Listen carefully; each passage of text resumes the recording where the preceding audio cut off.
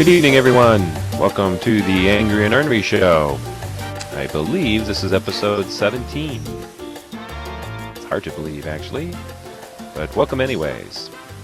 If you're in Second Life, of course, you can join us as we tape this live in Staccato, the sim called Staccato, owned by Cami Larimore and the Larimore Estates, in the city of Beguile, a creation of my own, in fact. And we're also live streaming this on Livestream. It's Wednesdays, 10 o'clock Eastern Time. Every other Wednesday, actually. It's every 2 weeks, so you can catch us there live, too. And finally, when it's all said and done, we throw this up on YouTube, on the Angry and Ornery channel, which we'd be very happy if you would subscribe to. Leave some comments. Hopefully they're good comments.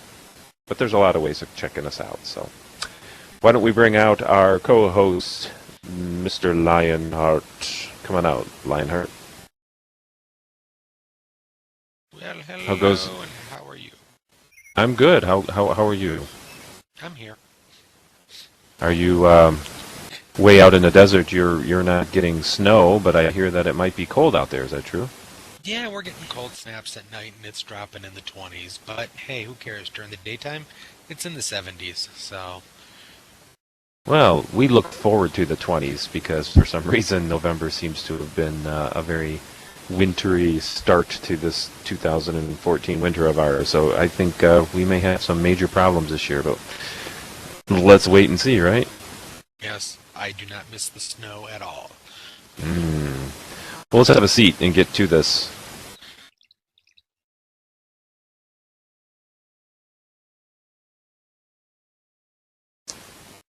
So, anything exciting and unusual or weird that you'd like to mention before we begin? No. Nothing weird has happened here recently. The cat finally stopped smoking. I might give up drinking for a day or so, but no, nothing else. How about you? My cat drinks and smokes both, and I don't know what to do about it. Yeah. Actually, I'm pretty excited because, you know, on previous shows I've bitched about we didn't spend enough time on movies. Originally, the show was a movie review show, and in real life it was for sure. But here we've drifted into TV, and I think that's mostly because TV has just become very movie-like, and it's just one long, extended movie story now that you have to watch over several weeks. But anyways, I did see some movies. I would manage to sneak in a couple of movies on a weekend this past weekend, and it was very refreshing, and I was very happy because I guess what you miss in television watching is that movies have is, there's a beginning, a middle, and an end, and there's a finality to it. So I miss that on watching so many of these TV shows. But so let me talk about the first one, and it's one you mentioned, and I can't remember if you liked it or not, but I think you did see it. But that's the XMen Days of Future Past. Yes. You saw it. And what did you like it? What did you say about it? I enjoyed it immensely. I liked it a lot. Okay. I probably didn't like it as much as you, but I did enjoy it a lot, and I do recommend it. Here's what I found interesting about that particular movie, and for that matter, the franchise in total.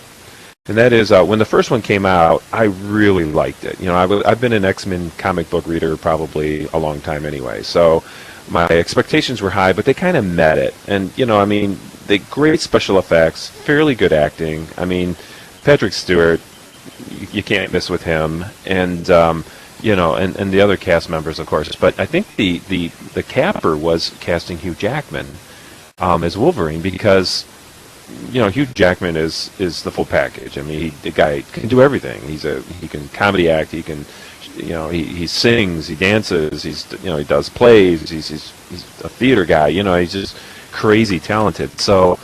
You didn't know that about him in the first movie. You just saw him as this kind of muscular Australian fellow who, a handsome guy, but also, he could fight and he's very agile and all that.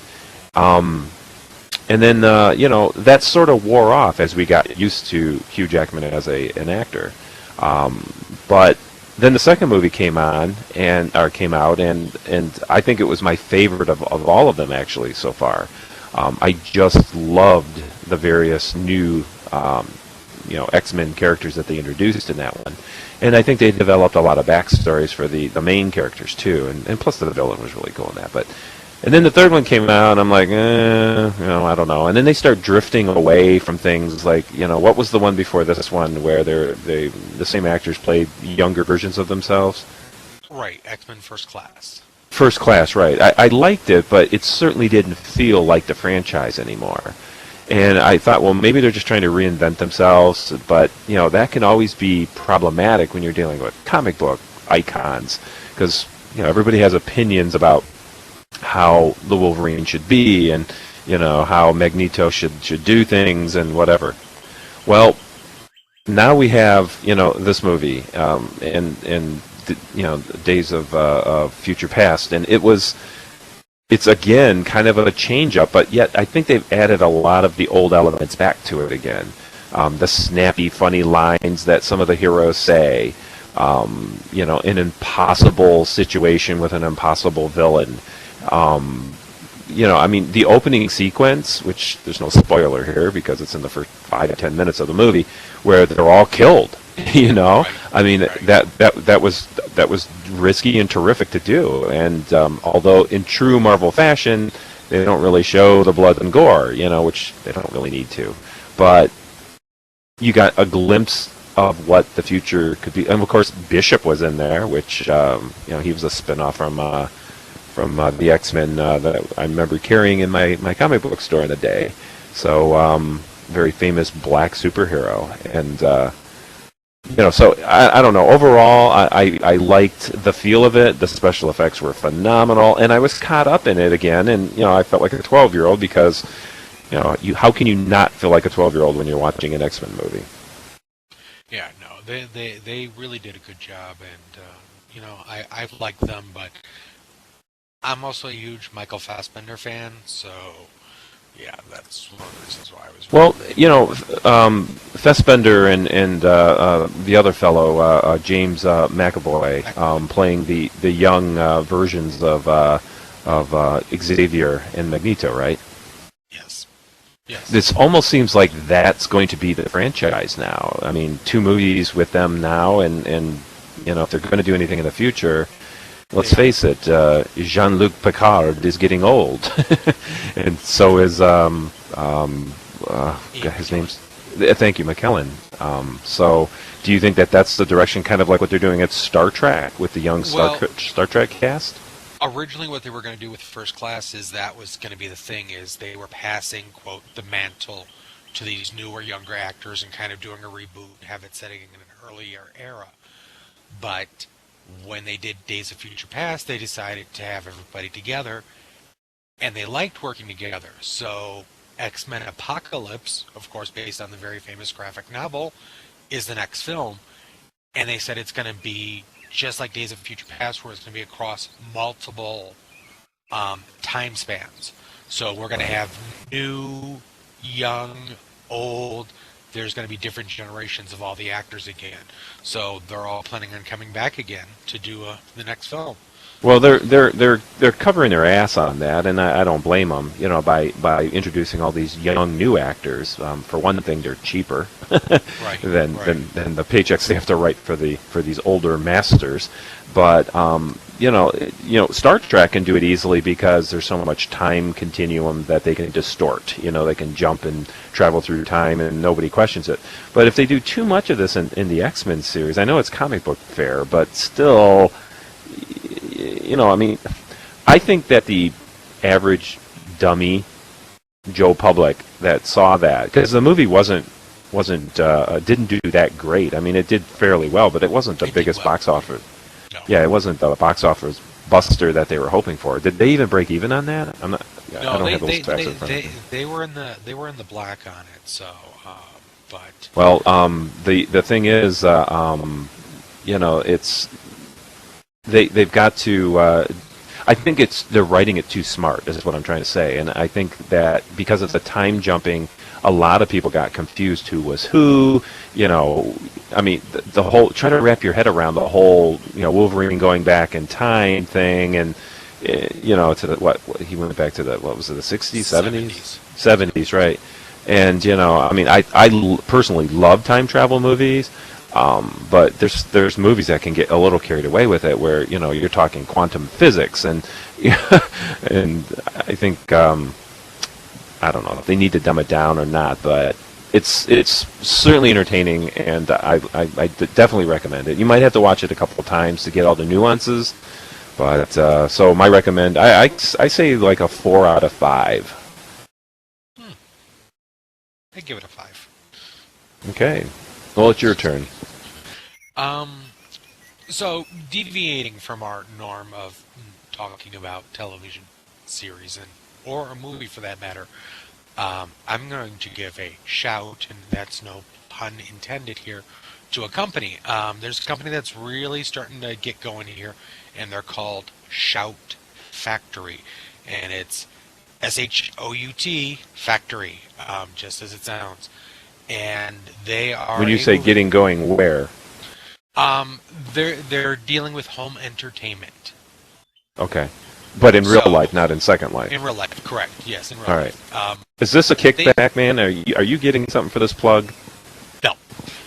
Okay. Not yet. All right. But they've been around for a couple of years now, but they're really, really putting out good quality product, and they're doing films that people have wanted to come out for a long time. They're currently working on right now on re-releasing the original series of I Spy, the Robert Culp series. Don't want to say the other person because right now he's having bad press in the news. Bill Cosby is having bad press right now. We're not sure if it's true. At first, I thought, well, this is just somebody, a gold digger, going after his massive fortunes. But now, 3 or 4 more girls have popped up. Yeah, but maybe they're all trying to ride that gravy train. No pun intended there. But anyways, go ahead. Anyways, so they're putting out good high-end quality product, and they're all in the vein of collector edition Blu-rays and DVDs with lots of great extras. They just put out, yes, a lot of these are horror-themed movies, but John Carpenter's Body Bags they finally released, and this is the first time it's ever been put out in a media for somebody to buy. John Carpenter's Prince of Darkness, the old Jack Palance movie, Without Warning, but they're also doing a lot of other things. They're the ones who currently own the rights to Pee-wee's Playhouse, and they're rebox setting those, and instead of having it like it was released 5-6 years ago on DVD where it was, $300-$400, they're bringing that down, they're scaling it down, and it's going to be like $50-$60 to get all the episodes. But let me interject real quick. Rubens appeared on the Tonight Show and announced that they're not definitely, but more than likely there will be another Pee-wee movie. Yes. They also own all the rights to all the Power Rangers, which, of course, those have been infinitely famous over the years. But the thing is they're doing them nice, they're doing them great, they're doing lots of extras, and they're decently priced. You can get one for $20 on Blu-ray. You can get it for $15 on regular DVD.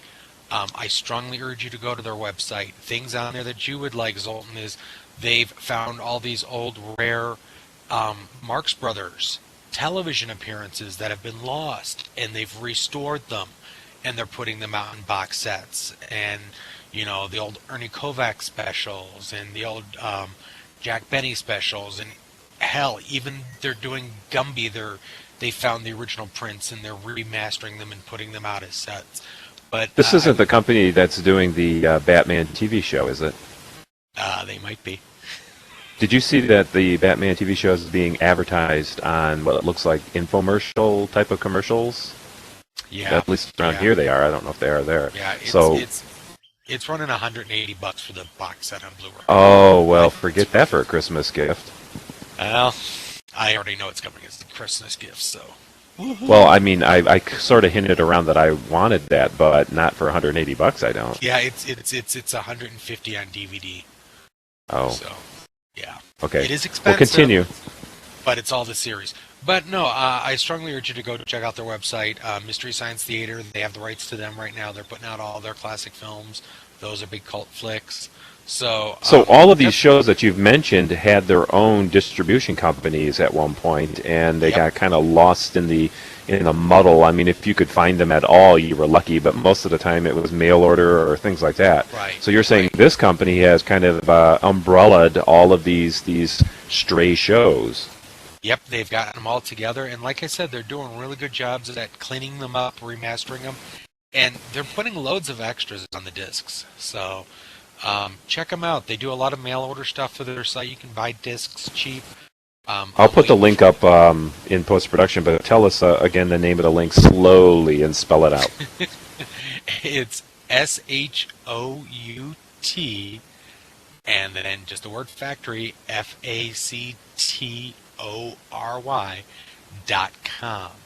Okay. And it's Shout Factory, and then /Scream Factory is their section that does all of their horror sci-fi movies, which, you know. Well, once again, if they're the all Shout good Factory fun. people happen to see this for some unknown reason, remember we're poor, starving film and TV critics that are just trying to suffering through. So anything you could throw. No, wait, I can't do that. That's illegal. I can. Please send stuff. I've been buying your movies. I enjoy them greatly. Send a hat, a T-shirt, something for my troubles. Anyways, I'm done with my senseless plug. Back to you. Oh, okay. Well, yeah, that was kind of a plug. But anyways, so keeping the theme of not talking about TVs, which TV shows, which apparently we just fell into, I'd like to review a second film which I watched along with the X-Men movie. And that was something that you have actually brought up in the past and recommended that I see, and I got around to finally seeing it, and that's Snowpiercer. Oh, yes. Please do tell. What did you think of that film? Well, I purchased both of these DVDs because I knew that I don't know, I've got like this sixth sense about movie DVD purchasing, buying the good ones, the ones that you can watch more than once. So I was a little hesitant with Snowpiercer because it was such a small film. In release, not in production. And so I am like, what the hell? I bought it, and it wasn't cheap because it is kind of a hard to find or a little rarer film. It costs a little more than an average DVD, and I didn't even get it on Blu-ray, so it was still close to $20. But anyway, so I popped it in and watched it with my family, and lo and behold, pleasantly surprised on how freaking good it was. Yeah. Blew your mind, didn't it? It did blow my mind on a couple of levels. The first of which is, we've gone over this many times, that Hollywood is dead. There's no new ideas. They're just redoing everything. And with Snowpiercer, that's true to a certain degree. You're right. I mean, there are elements that you see other films in. There's a little bit of Blood Royale or what's the series right now? The teen series. Battle Royale. No, the new one with Katniss and why can't I bring it to my mind? Somebody type it for me. I don't. Hunger Games, thank you. Hunger Games, right. The Hunger Games. There's a little bit of Hunger Games in there, throwing down a society that's gotten all type of, it's basically a fascism type of society or whatever. But the way it's presented, and all right, first of all, the title to the movie is stupid. I'm going to say it. I'm just going to say it. It's a dumb title, right? It is not a great title. The movie is so deep and so poetic and so socially aware that they should have came up with a much more meaningful title, something that's it's the name dignifies it. Yeah, I know. I know. I mean, it's a train and it's traveling through the snow and it's piercing the snow. But it's not really even about the train, Anyway, second of all, kudos to Chris Evans. I mean, this guy has become one of my favorite actors. He looks good. He's a great actor. And here's the thing. Just like all the best actors that I like, you can't really tell it's him in any movie he's in. When he's Captain America, that's all you think about is Captain America. But not once did I think he was Captain America in Snowpiercer. Not once. Right. I mean, he was so convincing as that character that it didn't even enter my mind. And, I mean, there's all these Ed Harris, who kind of shows up at the end, and John Hurt, who I've always loved, and Tilda Swinton, who is just the most bizarre female actress, I think, in all of Hollywood right now, or Great Britain for that matter. And true to form, she plays the weirdest woman that you want to meet.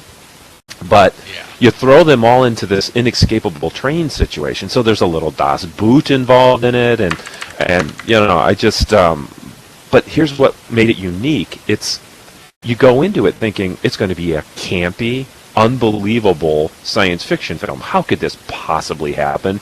It never in a million years, right? I mean, I was so convinced that this movie was not going to manipulate and convince me.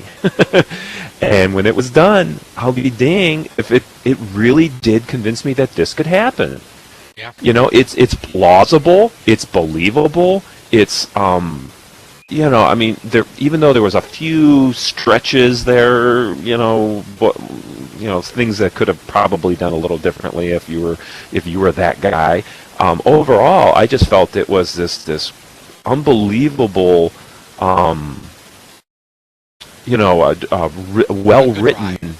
It was a well-written story that was beautifully directed and had some of the best living actors out there right now.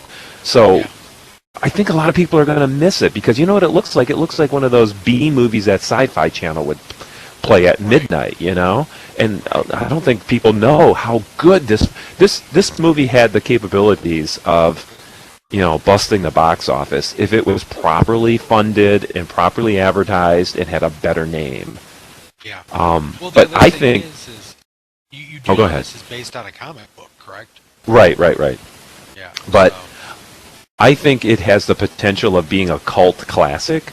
I think the secondary DVD crowds are going to find it, the college boys and a few others or whatever, and it's just going to be played a lot at midnight movie things and premiere type of things, and I don't know. I just it needs more publicity. More people need to see it because it's a sleeper hit, and unfortunately some of the best movies are sleeper hits, and I just really thought it was clever. So I give it a 5. 4 and 4.9. I don't give anything really a top rating unless it's stands up to the real classics. But as far as science fiction fare, it just keeps you interested. You're right, Olivia. And it had those good twists, especially that last little twist that Ed Harris. It was filled with twists. Holy shit! The one twist that got me, and it fooled me, and I felt like stupid after it fooled me, was the classroom with the kids. Yeah. I didn't see that coming. I thought it was weird that class would just continue when there was like an uprising going on. But all along it was planned. Every car they entered, it was planned. Like Ed Harris says it at the end. The whole thing was well.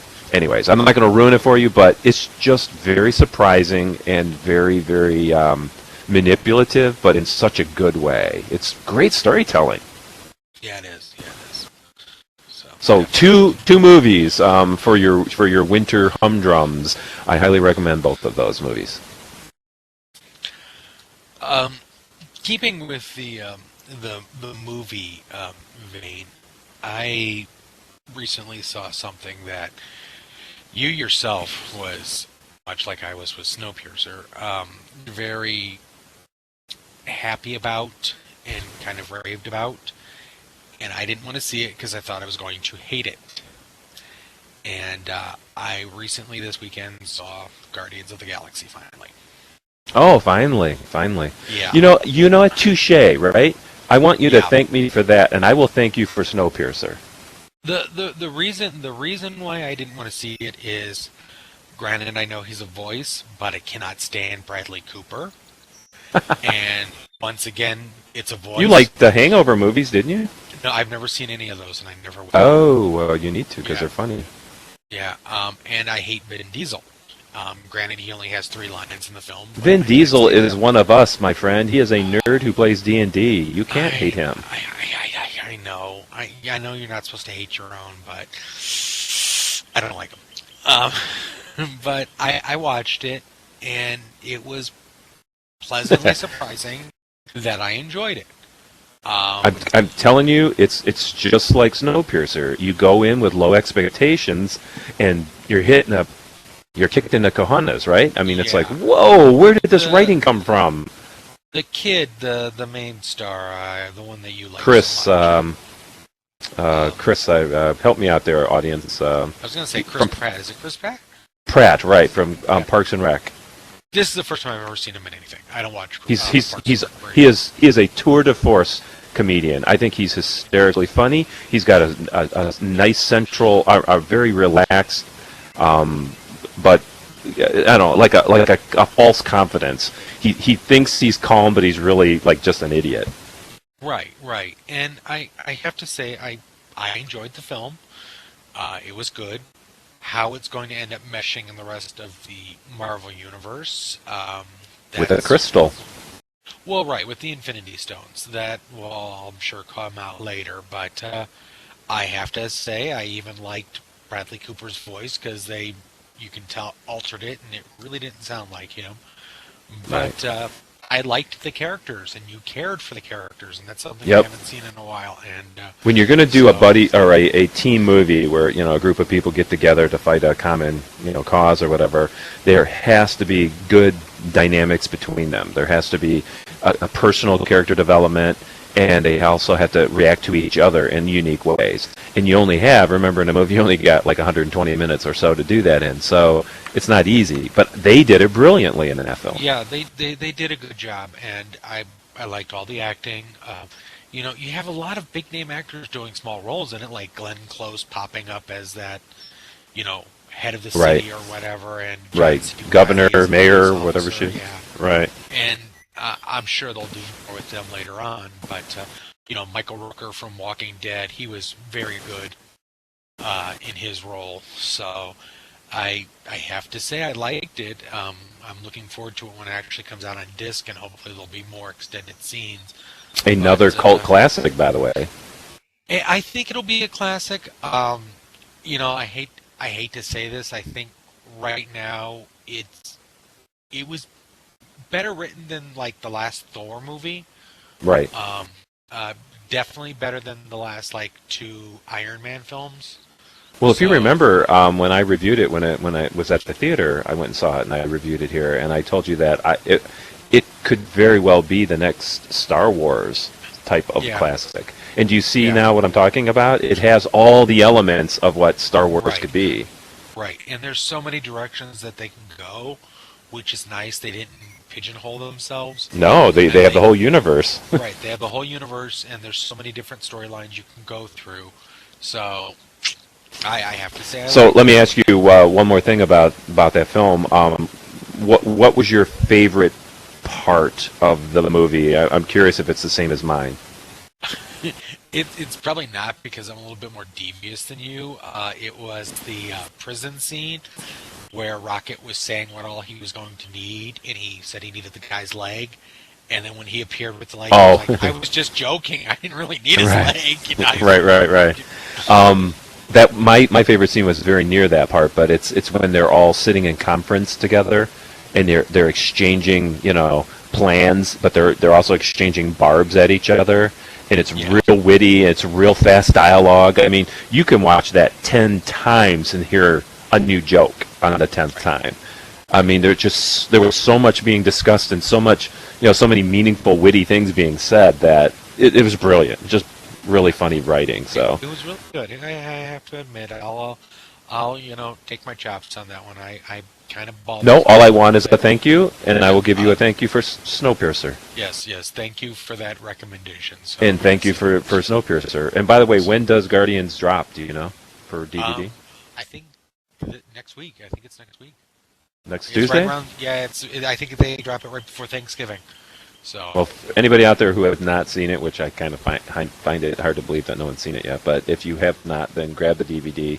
You'll love it. And it's good for all ages, boys, girls, doesn't matter. It appeals to everybody. Definitely. All right, well, I've got one last thing, and you know what? We managed to get through an entire show without talking about a TV show. Woo-hoo. But I do want to mention one, and I've sort of wanted to do this in the past because there was when it first started up, but it kind of slipped my mind. But I am watching a situation comedy, one of the very few that I watch now. And Say it ain't so. no, well, I mean, I watch a couple. I watch New Girl, which I think is kind of witty and funny. I watch what is some of the other ones? Parks and Recs when it was on, yeah, but it hasn't been on in such a long time. I was watching Community. I thought that was really hilarious, bizarre but hilarious. But now I'm watching Brooklyn Nine-Nine, and I gotta tell you, the show is it came out of the gate funny. It stayed funny, and I think it is getting funnier. I think it's getting better and better. I know Andy Samberg, who stars in it and also produces and probably writes a lot of it. I'm not sure exactly how much production and stuff he does, but the guy's hilarious. I mean, he's a comedy genius, and he writes comedy for a lot of shows. But this one it's got a group, again, it's this team, a group of people get together, and their dynamics together as cops at this New York cop station. So the premise seems old and like overdone and all, but man, the wittiness of this is rapid fire.